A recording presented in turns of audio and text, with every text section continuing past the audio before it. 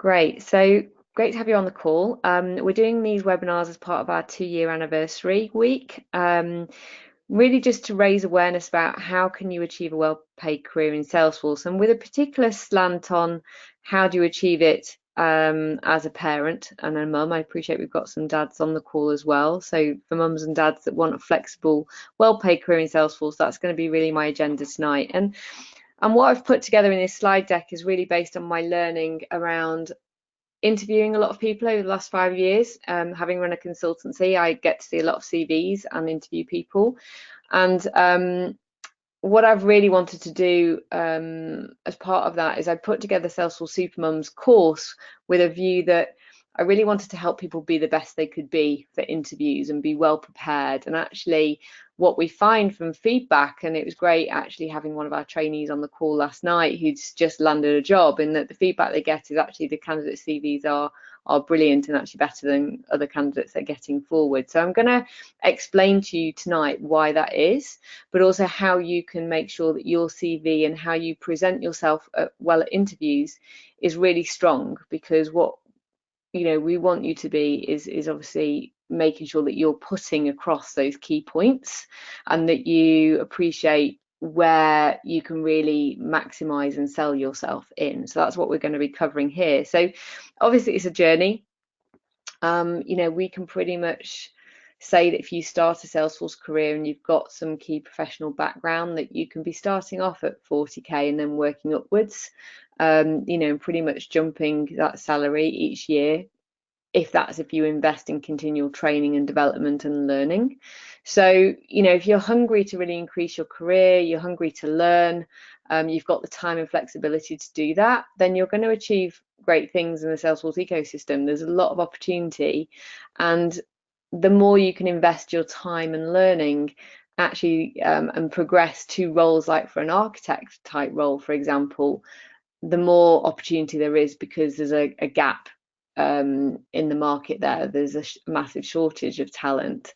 So it's really about, where do you want your journey to go? How much time can you put into it? That's what I want you to think about tonight.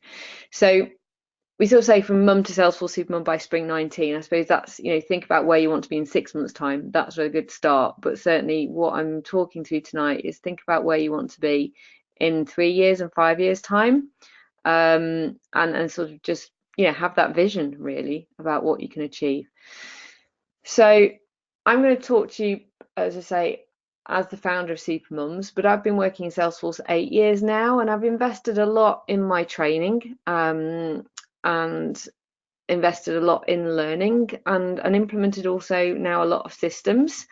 And each time I do a new system, I'm learning something new also. So you're never going to basically feel like you know everything in Salesforce. I think it's pretty impossible now, given that they're constantly introducing new features and buying new products.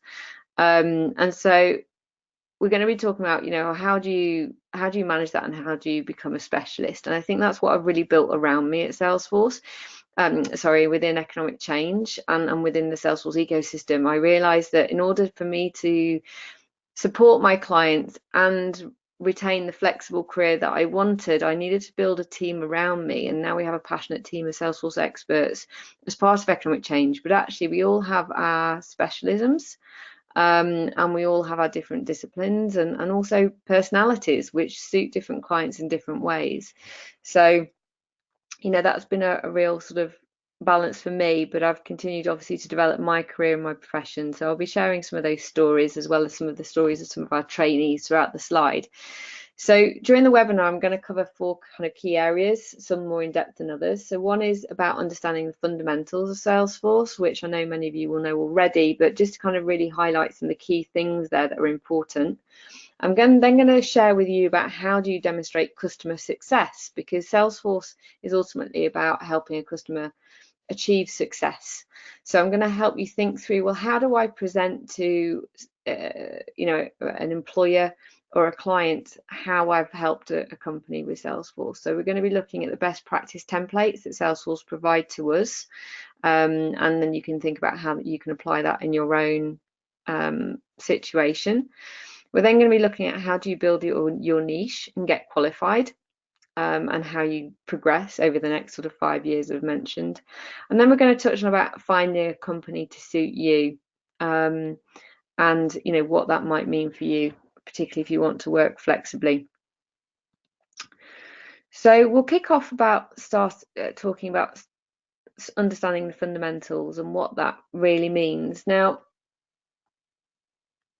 when you're getting to grips with Salesforce, there's different things that you'll need to think about. Firstly, it's the training. So, the training being practical webinars, trailheads, training courses, you name it. There is obviously a variety of training options out there. And also anybody can also download the developer org, and practice all of these things within a developer environment, and indeed the playground that Trailhead provide. I think what really helps you then cement the learning is that practical work experience. And I'll talk about how the best approach to work experience in a moment. But it is really about those three key things will help you learn and really understand how to develop a system, and develop those techniques effectively, and then you can confidently get certified, because then you know that you've put it into practice, you understand it, you'll whiz through the certification if you really can get to grips with it, and you're not just learning from a textbook and going, oh yeah, I've remembered that, that key point is this. And I think some people do make that mistake slightly, where they might revise from force.com exams and everything, because it's great that you can remember the answers to the questions, but the reality is, could you actually put this into practice, and do you actually remember it? So there's a combination of learning there to really make sure that if you get your certification, that you truly know what you're doing. And I think that's really important. And the reason I really emphasize this is that I've interviewed a lot of people who've got certifications, but when I ask them real life situations about what tools or what features or techniques they would use in particular use cases, they haven't got any idea.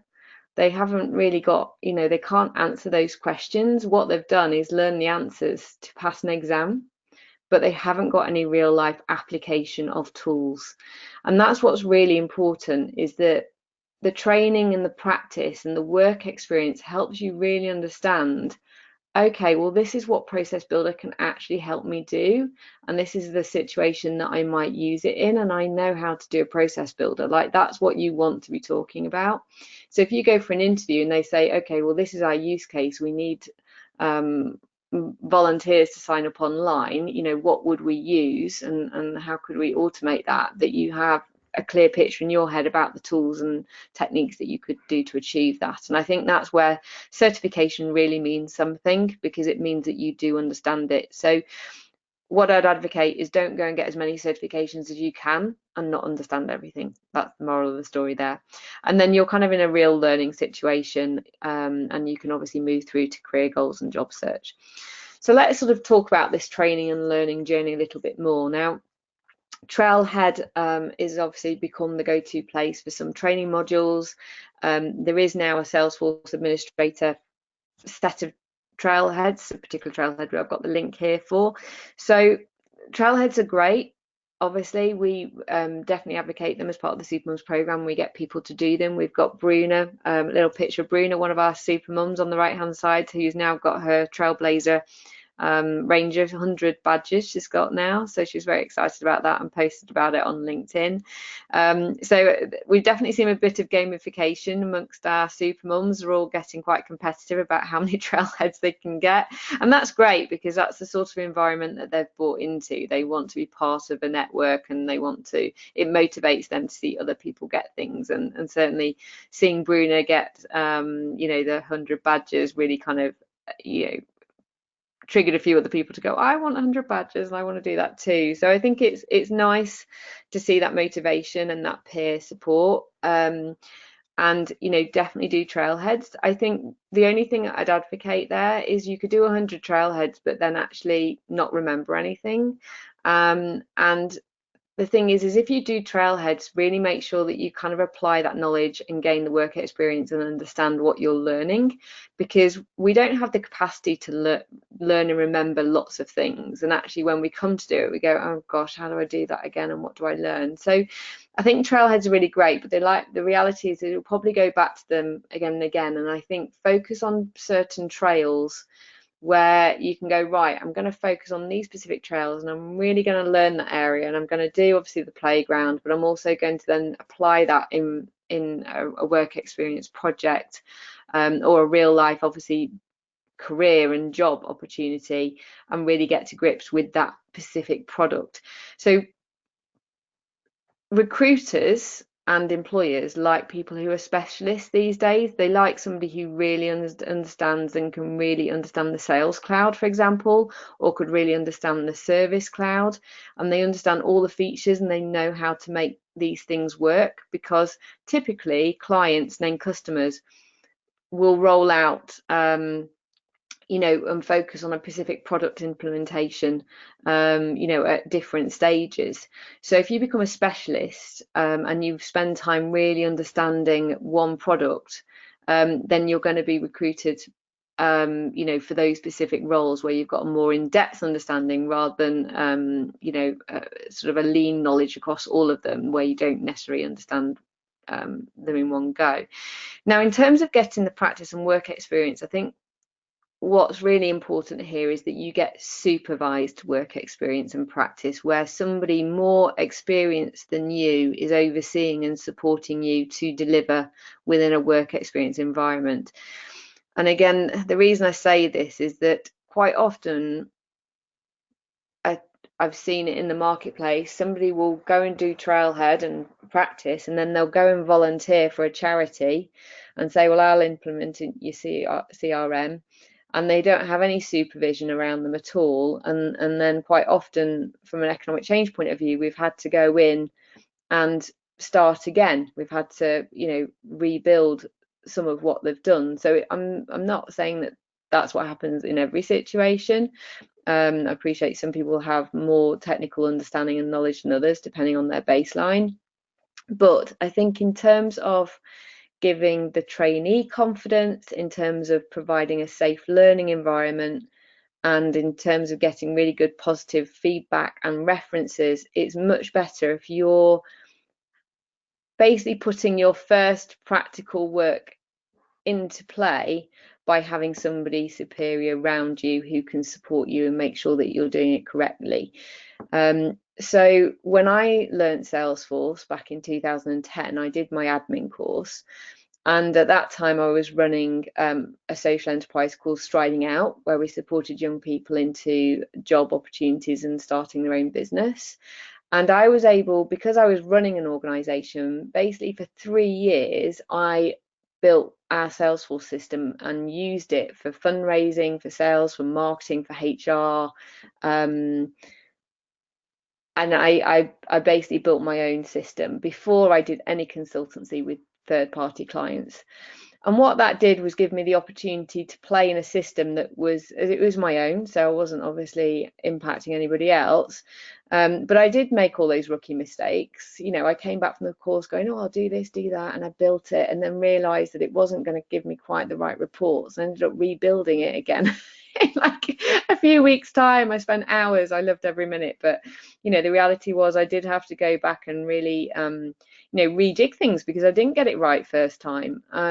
But because it was my system, it didn't matter. And I had a consultancy that I had sort of some hours of support from, where he gave me mentoring and advice. But I did the advanced administrator course as well as also a week-long consultancy course, which Salesforce used to run, which was amazing. And those 3 weeks of learning was really good, as well as obviously having the input from a more experienced mentor. And that allowed me to sort of really develop my skills, and use Salesforce, because it was able to fulfill all my business requirements that I needed as a managing director. And at that point, we were delivering £1 million worth of programs to young people. We engaged 10,000 young people and I had 40 staff. So I needed to make Salesforce really work well for me, and it did during that time. And so I did become a master in it before I then went out and did consultancy for other people. So what we wanted to create with Supermums course was that ability for you to get supervised work experience where, we're not, people say, well, can't you just put them in, the trainees internships and send them out? I'm like, well, no, we can't, because it's too much for somebody to go out and gather all the requirements with a non-profit, which, believe me, can be a challenge. It's not an easy process. You're dealing with a lot of different people, different requirements, different levels of knowledge. It's something that is too much for somebody just to walk into and do a whole implementation. So it's really important that actually what we wanted to do with the Supermums program is engage you in part of the project where you're practicing all your Salesforce admin skills, but not necessarily have to take on all the responsibility of making sure that you're mapping all the, doing all the business analysis and all of the sort of user end training, because that's another level of responsibility, which, in your first project after training can be, too much, quite frankly. It's quite a lot to sort of take on board. So,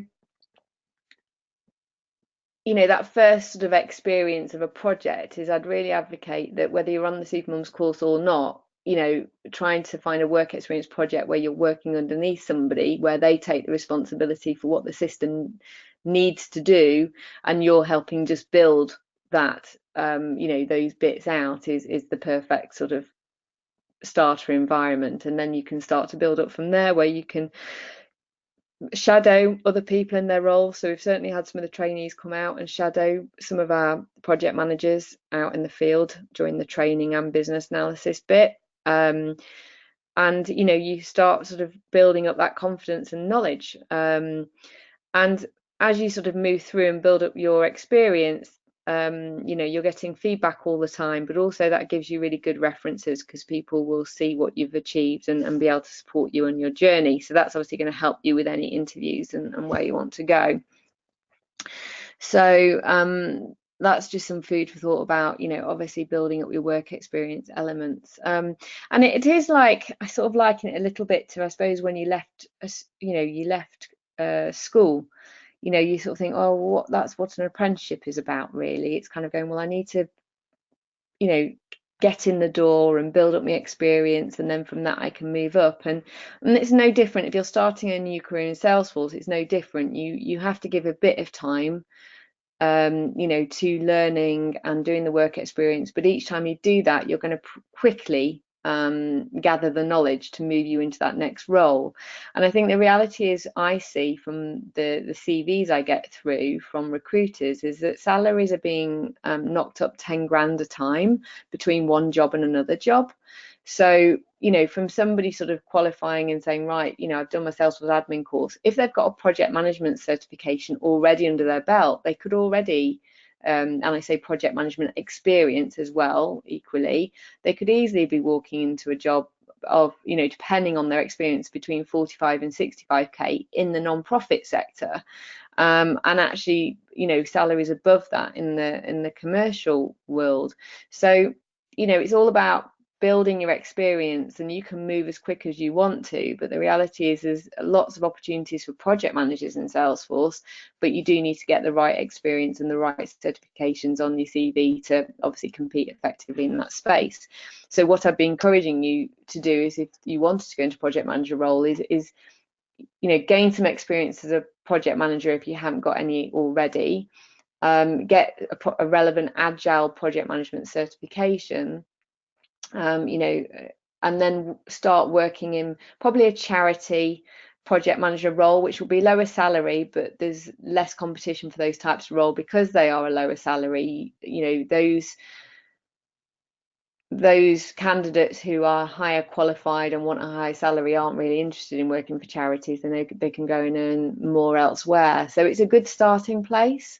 You know, and charities tend to be smaller type projects. So it's a great place to start and then to move up, because if you want to work in more commercial companies or corporate environments, you're going to be earning higher, but obviously they're much different types of projects and potentially much bigger.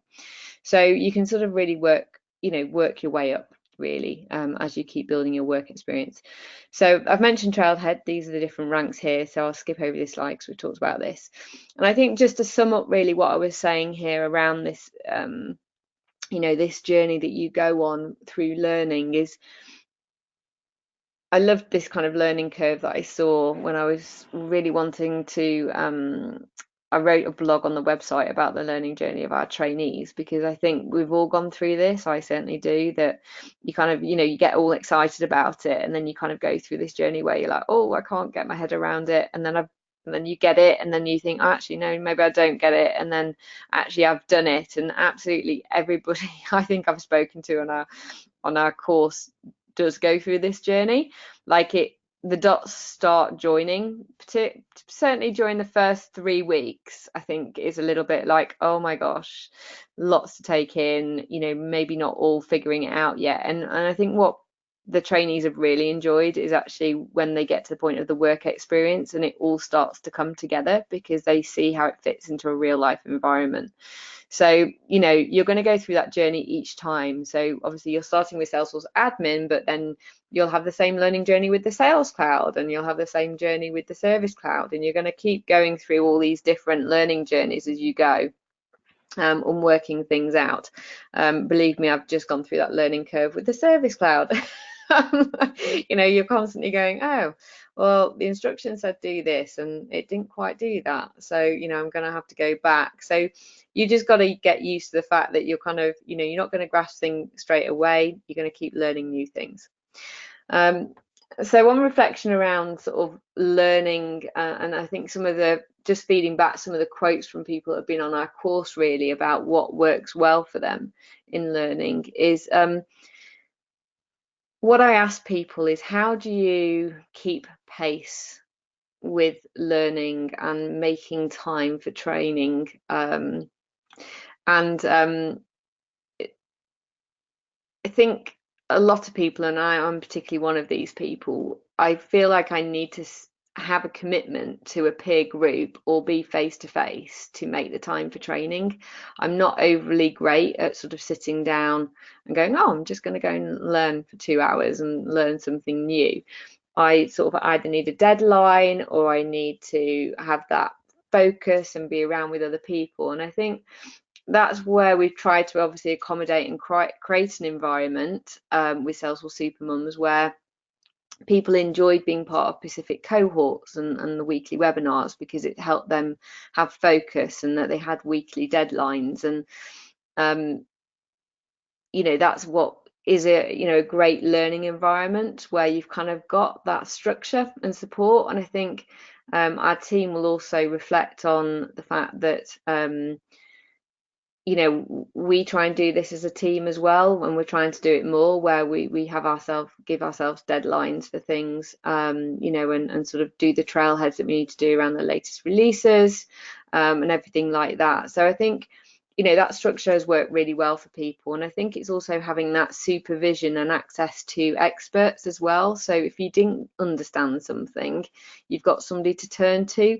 So again, I'd really encourage that as part of the learning journey. Is you don't want to be sat there and feel completely lost because you haven't got somebody to turn to for expert advice.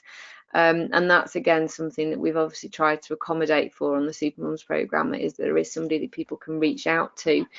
And advocating that on the work experience. When I talk about supervised work experience, if you've got somebody there supporting you on that journey, you can reach out to them and solve that problem. I mean, I think we've all probably been there potentially, where we spent hours trying to figure something out, and I know that I did this at the start of a journey. I'm one of those people that said, no, I'm going to figure it out, but actually had I logged a case or something or got support, I might have solved it much quicker. So you have two choices: you sit there and try and figure out yourself, and you may or may not sort it out, or you reach out for support. And the other place to reach out for support is the Trailhead community. or trailblazer community that Salesforce run.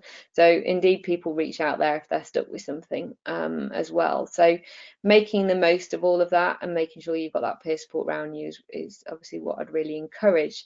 And if you're in an interview, talk about this. Tell people about how you are progressing your CPD, how you give attention to that, and also how you've learned, because they'll really value having that understanding. And so the other key point that I wanted to raise here around the trailheads that I forgot to mention was a lot of you who are doing trailheads and working on real life systems right now will be working with Lightning. And there's still an awful lot of candidates in the marketplace that haven't had any experience with Lightning. So it's really great if you can obviously rock into an interview and say, I've done all these trailheads that are all about Lightning and the new way of working with Salesforce, and I've also already worked on an implementation that's all in Lightning. And that's going to help sell you in any interview, because the reality is you're either going into a customer who hasn't yet transitioned to Lightning and they're going to need all the help they can get to kind of go through that process, or you're going to be walking into a Lightning project. So obviously they're going to want somebody who knows Lightning and they don't want to have to train somebody up. So, you're at an advantage. Anybody starting out with Salesforce right now is at a competitive advantage because they're learning the new way of doing things, which is really great. So any questions so far before we move on to customer success?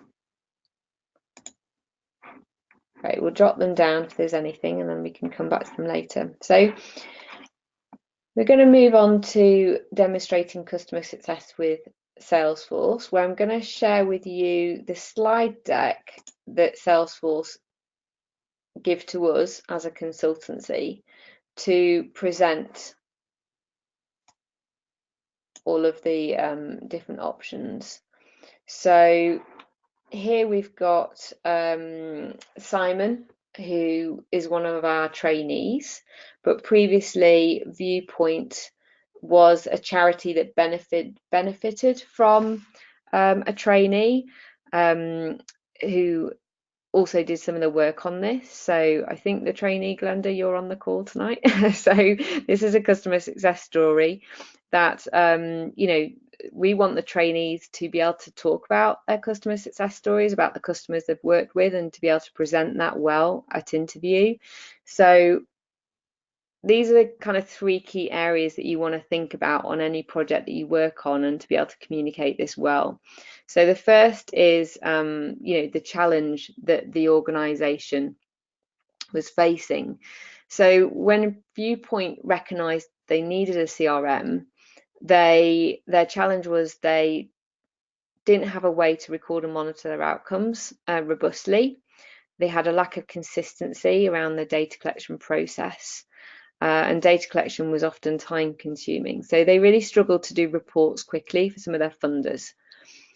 Now the solution for them is then where you really knuckle down into some of the Salesforce products and also some of the functionality that you use. So here we can see that we've talked about the nonprofit success pack, that there was validation rules and record types, and we also talk about security and sharing rules. Now, a key thing to drop in to any interview is talking about GDPR and how you've helped set up a system to be secure, to meet GDPR requirements, for example. So that's sort of a key area that you can think about, and cyber security also. The other kind of key solutions here was about rolling out mobile functionality to support the team out in the workplace, and also setting up reports and dashboards, which was specifically to meet their reporting requirements. The third area is then around, well, what were the results of implementing this solution? Now, quite often, the results you might want to get 6 months after the implementation happened, because you've got a period where the client will be embedding the system and rolling it out, and people will start to use it and start to feel the benefit. So quite often with a customer success story, we can't ask it of a client straight away. We have to go back to them after a period of time.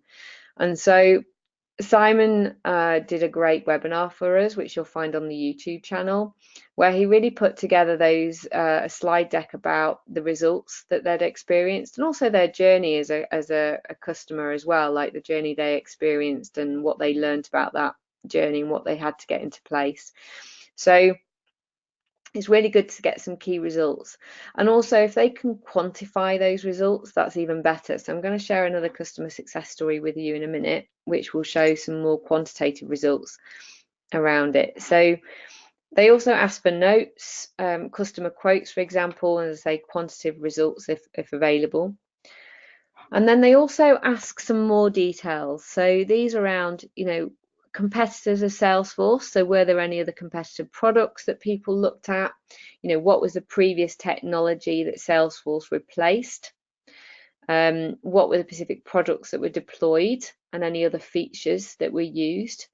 It's also really good to know whether there was any integrations and any other app products that were used. And it's, again, when I've done interviews, I say to people, what third-party apps have you used? And they haven't got the list in their head. They have to think about it. And I'm thinking, well, it's great to come to an interview with that in mind. Like I say, right, well, give me an example of implementation. You want them to say, right, well, these are the challenges.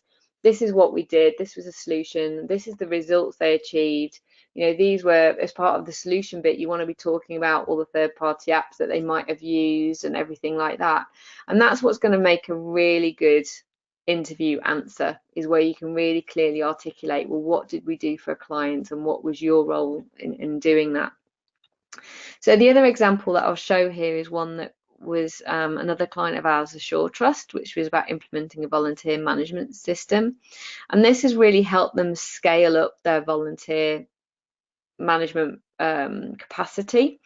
So they articulated their challenges. Again, we've done a webinar with these guys, which is on our YouTube channel.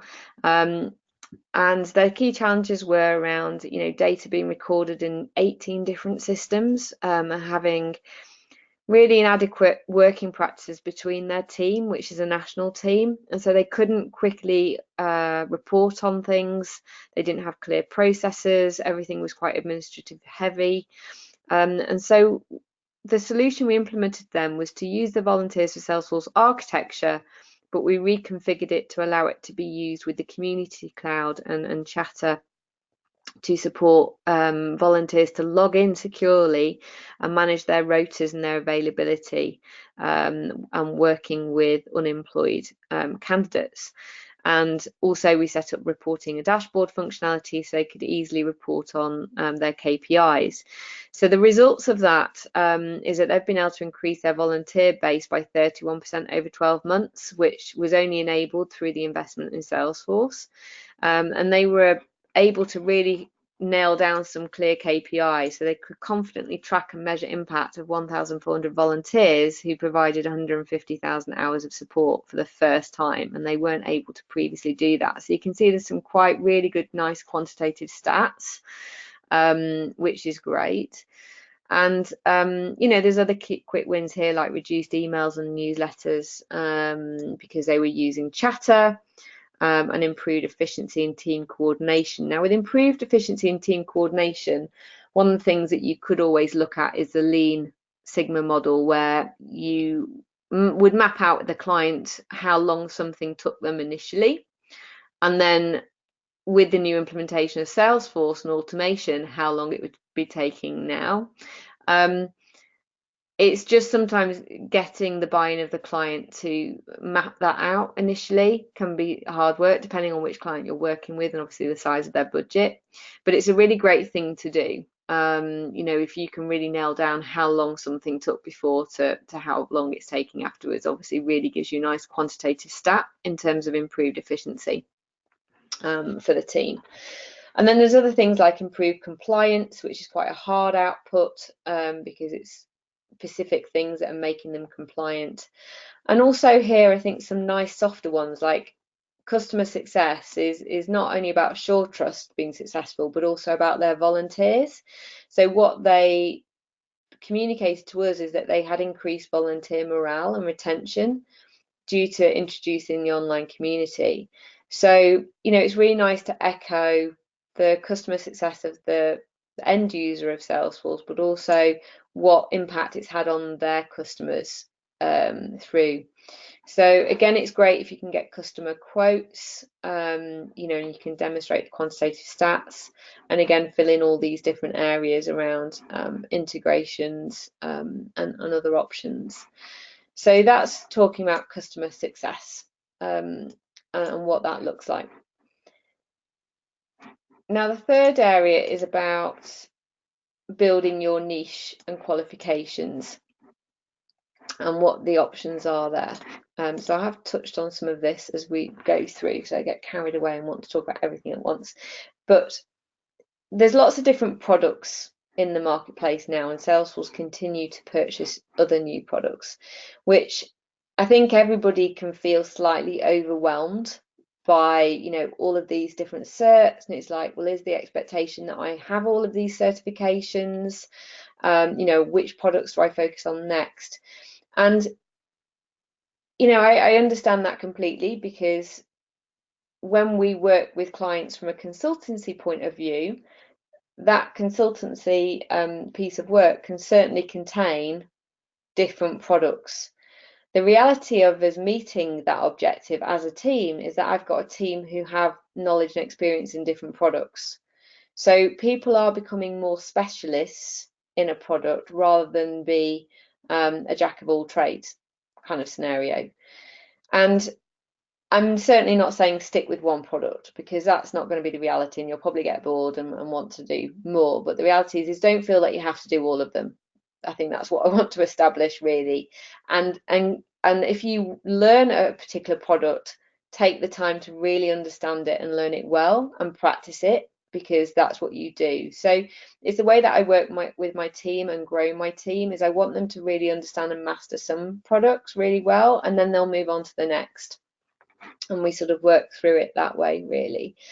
And in terms of your career progression track, so when I started out in Salesforce, there only was about 5 different certifications. There wasn't this many that there are now. This range of certifications was only introduced a couple of years ago, and it's great to see, but it's also a lot more work and a lot more training and a lot more money.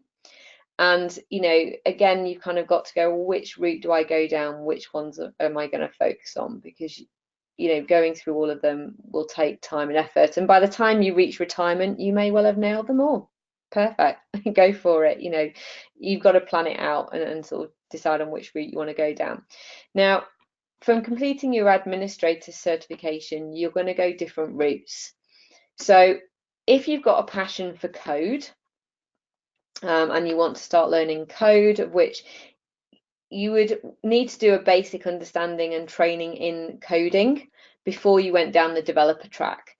So if you've got an interest in code and want to really start building out the system and using code in Salesforce, using their Apex code, you would probably have to go and do a separate coding qualification if you don't know code already, and then you'd progress and do Platform Developer 1 and Platform Developer 2 as your starting blocks for development code. So that's certainly a lucrative career. There's always a massive shortage of developers. They're always in demand, hence the salaries are quite high. So, you know, it's a good path to go down if you've got an interest in code. Now, once you've done your Platform Developer 1 and 2, you can then work towards a technical architect type role, which if you go down the architect track, you can see at the end there's this technical architect track. Now, technical architects tend to be people who've got a development background by trade, but they no longer spend time doing the code themselves, but they will manage coders. So they're more involved in designing the system and planning it out and planning the specification of work, if you like, and then overseeing the work of developers. So you could train as a developer, but not necessarily have to go into a coding job. You could then progress to technical architect, but because you understand code, you can manage. So that's one sort of progression route, more around technical skills.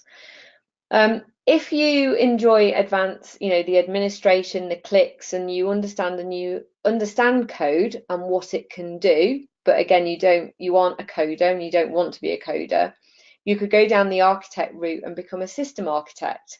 And a system architect is somebody that understands all the possibilities with click and code and understands it all, but again, you're managing a team of implementation and you're responsible for designing the system but not necessarily doing the hands-on work every day. And there's a massive shortage of architects in the world, so again, it's a lucrative area to go down.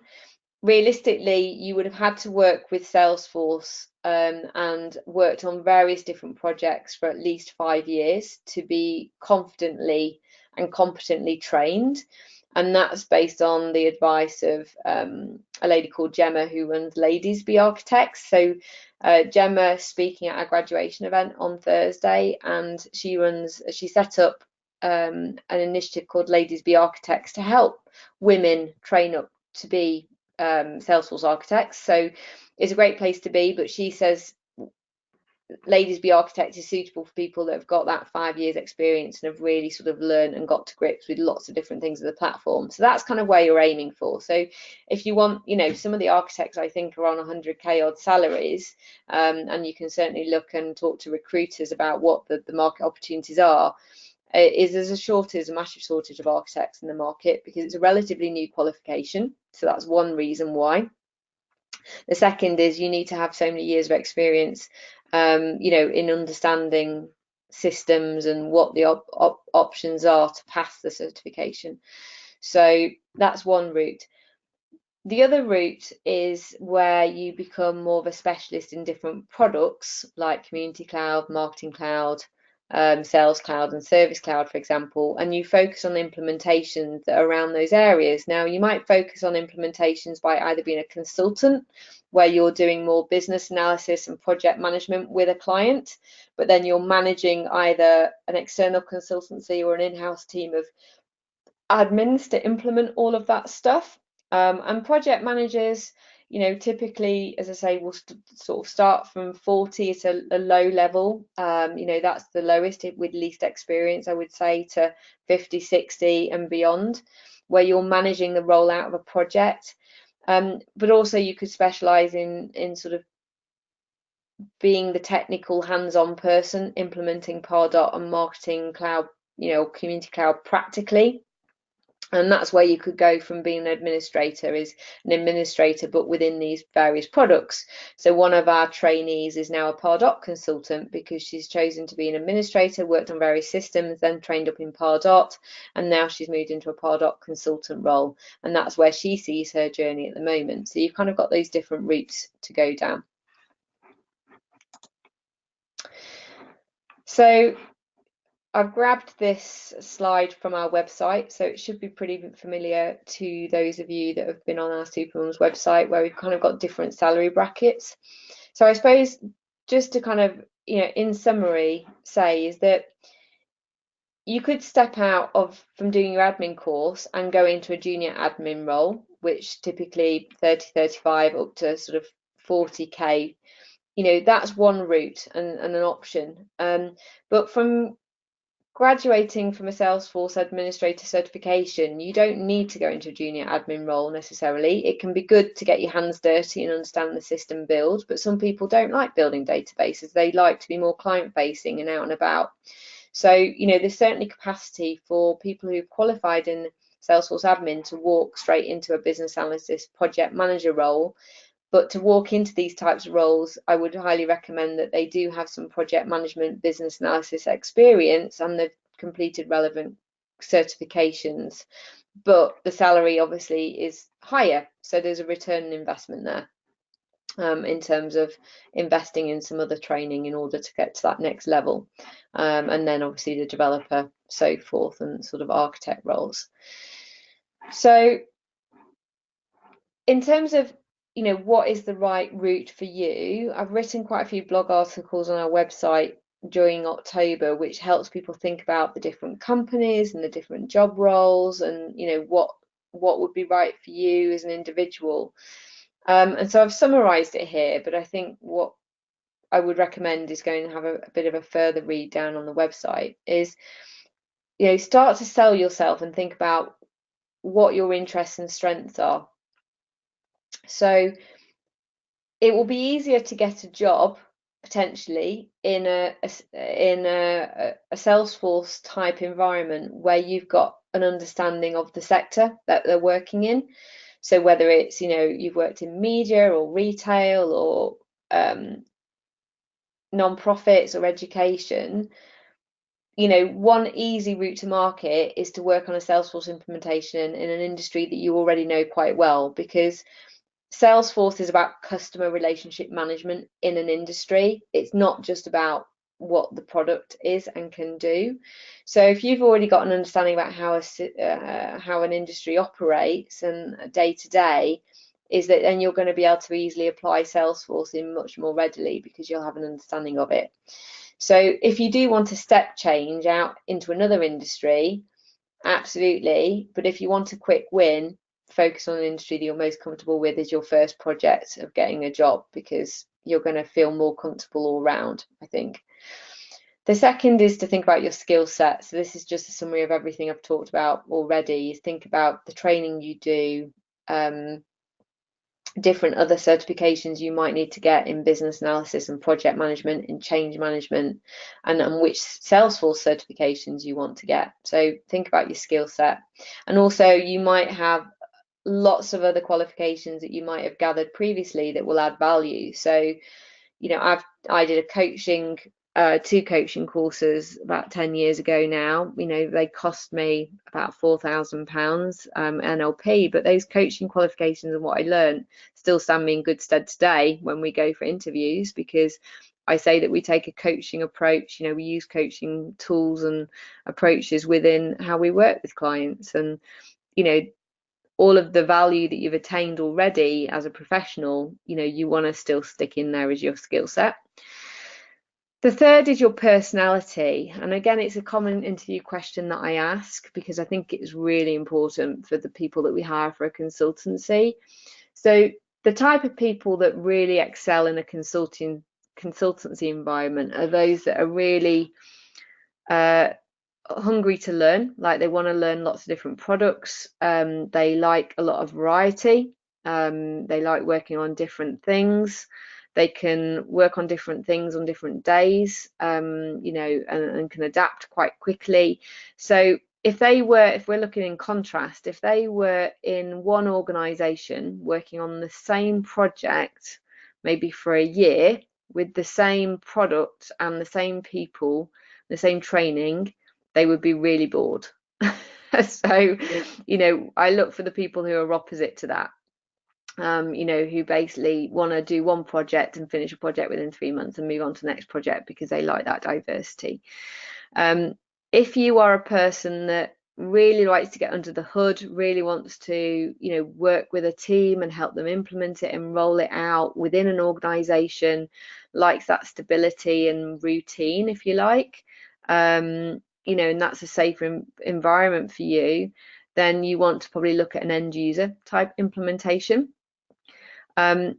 If you really like enjoying being a specialist in a product, you might want to focus on like working for a Salesforce ISV partner, because they all build products on Salesforce, and people that typically work for an ISV partner are selling and helping people implement one specific Salesforce product. They'll get diversity through the clients they work with, but the reality is that product is the same all the time. And so you can see there's lots of different types of roles out there which suit different personalities. And I think what's important is that you are clear on what kind of job opportunity you think is going to suit you, because you've looked back at what you've enjoyed previously from other roles that you've had, and that you then pursue the right ones. So, and it's being clear on your ambitions as well at interview. So if I, was interviewing candidates, if I said, well, what do you want to achieve over the next 2 or 3 years? Have it mapped out. Say, well, these are the certifications that I want to get. This is the product experience that I want to get. And this is the progression that I want to see. And one that helps you figure out whether that job opportunity is right for you, because you'll understand, they'll quickly go, well, actually that's not going to be possible, or yes, that's amazing, brilliant, that's going to be perfect for what we want.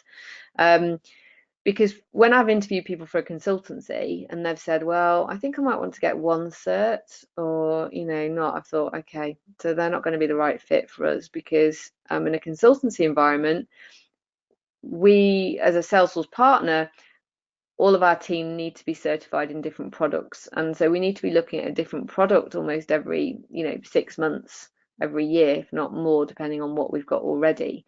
So we need to be really keen and really eager to sort of get the certifications. So that's a reflection on that side, really. Just to sort of put it in context a little bit with some of our trainees. So we've had 66 trainees on the programme so far. 29 of those have graduated because the rest are either still in learning, and we've had 5 who've put it on hold because they've got other stuff going on in their life right now. So we're now telling a lot of these stories about where mums are now and what they're doing and their background. So we've set up a YouTube channel, Salesforce Supermums YouTube channel, where we've done interviews with some of our mums so they can talk about what they're doing, because I think it's really great opportunity to kind of get that insight into, what is the day in the life of a supermum now. So just to kind of run through these mums, just to kind of give you a flavour. So Debbie, top left, worked in a charity, had a background in fundraising, and she's looking at implementing Salesforce for the charity she works for, and also looking at where she can support other charities with their fundraising needs. So that's quite a specialist area, also aligns with what she did previously. So that's kind of where Debbie's focusing. Lucy was previously working with vulnerable women within a charity, more on a front line, but had used done a lot of work with access databases around project management and program management, tracking their deliverables as a charity. Lucy's now working as a project manager for the School for Social Entrepreneurs, and she actively manages an external Salesforce consultancy to help support the rollout of their CRM solution. For that charity, it was really beneficial for them to have an internal person who understood Salesforce well. And they said that, she was amazing at interview in terms of, comparative to other people they'd hired, and that she's quickly grasped all their, business requirements, and is now able to manage the external consultancy, and it's actually helped all 3 parties better sort of achieve their outcomes. Jo had a career break and was out of work for a while, looking after kids, and previously worked in an analytics background. And she's working for a corporate now, a corporate data center management company. And she's now involved in their Salesforce system, but helping with reports and analytics. So she's all of those 3 mums at the top have done live webinars with us. And then we've got some more webinars coming up for sure. So Bruna, who I mentioned on a previous slide to you, who's got the 100 Trailhead badges, she went through 7 interviews with Salesforce and got a job in the marketing cloud team at Salesforce in Barcelona. So I think that's absolutely amazing. For 7 interviews is certainly a good testing environment of your knowledge, and so she did extremely well to nail that. But her background was in marketing, and actually marketing and selling marketing cloud products, not obviously Salesforce ones at the time, but she retrained and is now an account manager in the marketing cloud team. Sherry Ann was previously a teacher, and she's been working freelance. She's now had 3 different charities that she's doing freelance Salesforce admin work for. So she's really done well. She's won 3 pieces of work effectively, and lives up north now in Durham, so works virtually for a lot of them. And then Barbara, bottom right, she was on maternity leave, and then she was working at London Youth Rowing, and they had used Salesforce for a while. So when she did her course, she then set up Salesforce and got people using it for all their volunteer management requirements, and really got used to it. And then she applied for one of the roles that we had advertised at Economic Change as a solutions consultant. So she's now, as a solution consultant, training up as a project manager, and completing various certifications and learning different products and starting to roll that out with clients. So she's getting a lot of different experiences working with lots of different charities. I think she's already worked with 10 different charities since she started 6 months ago, and sort of working through things. So they're all doing very different things. The business case and return investment. So obviously all of this takes time and money to get qualified. As you've probably appreciated, I've sort of talked through the salaries that are possible. So you're only going to achieve those higher salaries if you invest in yourself. And I can hand on heart say I've spent about 30 grand on my training since I left university. I was lucky to probably be in the last year of university before they started charging fees. But all of that stood me in a good stead for my career at different stages and what I've invested in. And it makes me have the confidence to do my job well. So I'm not saying you need to go and spend that amount of money, but I would say depending on which career path you want to go down, you're going to have to invest in different training qualifications if you want to sort of achieve the higher brackets. So if you are looking for investment, either from friends or family or whatever, share with them some of the key stats out there about the Salesforce economy so they understand it. So imagine that you're in Dragon's Den effectively and say, look, you know, Salesforce is the 4th largest enterprise software company in the world. Like, it's won all of these awards. It's been used by all these FTSE companies. It's as big as Microsoft technically in terms of CRM solution. You know, this is the number of jobs that are being created. So there's this report on the Salesforce website from IDC that says, you know, there's all these great job opportunities and job openings of what's coming up. And there's a report by 10K Advisors that was launched that shows the open positions in the market and where basically the demand for Salesforce talent is outpacing supply. So there's evidence out there to show what the market opportunities are. You can then also download the Mason Frank salary survey, which shows the salaries that people are securing and why. I pulled out a specific stat where it shows that Salesforce professionals who get certifications increase their earning potential as a result of it. And there's a lot of evidence in this salary survey.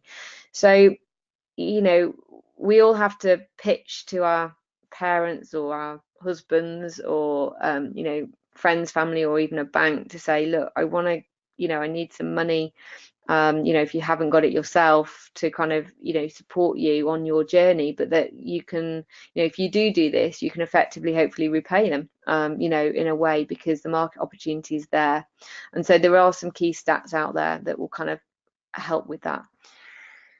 So just to wrap up on the final slide about the right company and role, I'm going to be talking about this at our graduation event on Thursday, about flexible working and a flexible culture. And I think it's really important to think about what's right for you as a person. So I'm going to be talking about what flexible working means to me. And I've put out on our Facebook group this week about, you know, what does flexible working mean for other people. So far, the majority of people have come back and said it's about flexible hours. So it's not about part-time, it's not about contract particularly, it's about having the flexibility to work different hours. And certainly Barbara, who works for us, she works 3 full days during the day, but then she tops up her hours in the evening to make up for her full-time hours and work some hours at the weekend. So she's got, you know, a full-time job with economic change, but she fits it around 9 till 5 work as well as evening and weekend work. And I'm the same, really. Actually, I take off some of the hours during the week to pick up my daughter from school, but I work in the evenings, hence I'm working tonight, you know, that top up my hours. So, you know, it's not, I always kind of think, oh, people think we're going to be working loads of overtime. You know, that's not quite often the case. You know, the reality is that you're fitting into hours that work for you.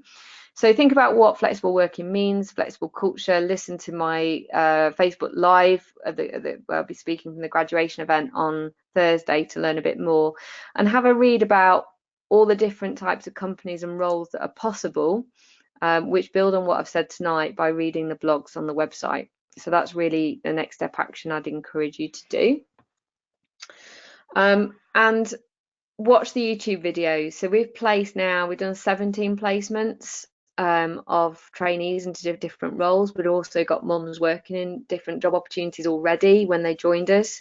So there's a whole range of different opportunities out there. So check out our YouTube channel and some of the stories to hear about some of the job opportunities that are available. So our final slide just before the end is obviously I've talked about the Supermums journey so far. I think just to summarise really, what I'm really wanting to do at this stage of our journey is celebrate people's successes, inspire people in the Salesforce ecosystem and mums about what's possible.